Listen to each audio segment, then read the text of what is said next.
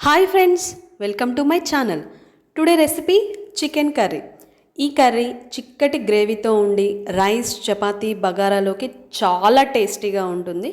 ఒకసారి ఇలా ట్రై చేసి చూడండి, మీకు నచ్చుతుంది. చలో ప్రాసెస్లోకి వెళ్దాం. ఈ కర్రీ కోసం మీడియం సైజ్ 2 ఆనియన్స్, 2 టమాటాలు, 6 నుండి 7 జీడిపప్పులు, 4 వెల్లుల్లిపాయలు, 10 మిరియాలు వేసి నీళ్ళేమీ యాడ్ చేయకుండా మెత్తని పేస్ట్ పట్టుకోవాలి.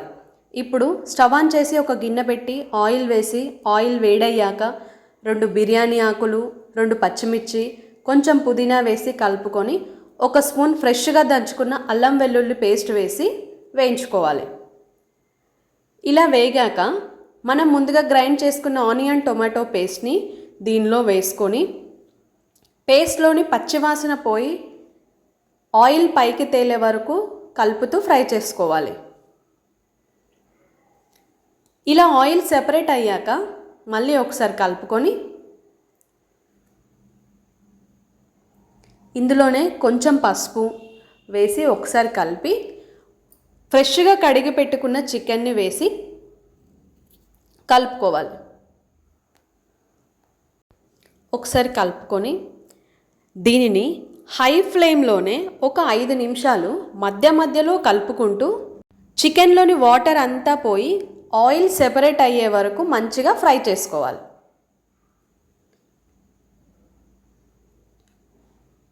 ఇలా ఆయిల్ సెపరేట్ అయ్యాక ఇందులోనే 2 స్పూన్ల కారం, నాన్ వెజ్లో కొంచెం కారం ఎక్కువ ఉంటేనే బాగుంటుంది.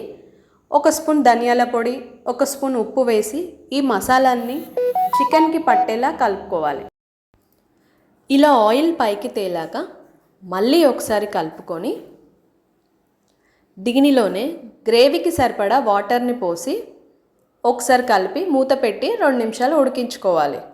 ఈ స్టేజ్లోనే ఉప్పు, కారం సరిపోయిందో లేదో కూడా చెక్ చేసుకోవాలి.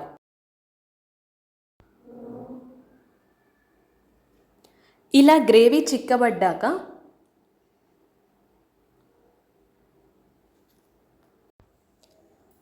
చికెన్ ఉడికిందో లేదో చూసుకొని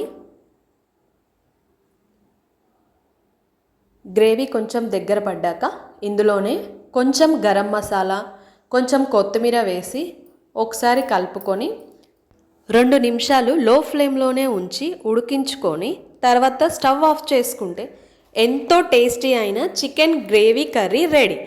ఈ రెసిపీ మీకు నచ్చినట్లయితే లైక్ చేయండి. ఇలాంటి మరెన్నో రెసిపీస్ కోసం మా ఛానల్ని సబ్స్క్రైబ్ చేసుకోవడం మర్చిపోకండి.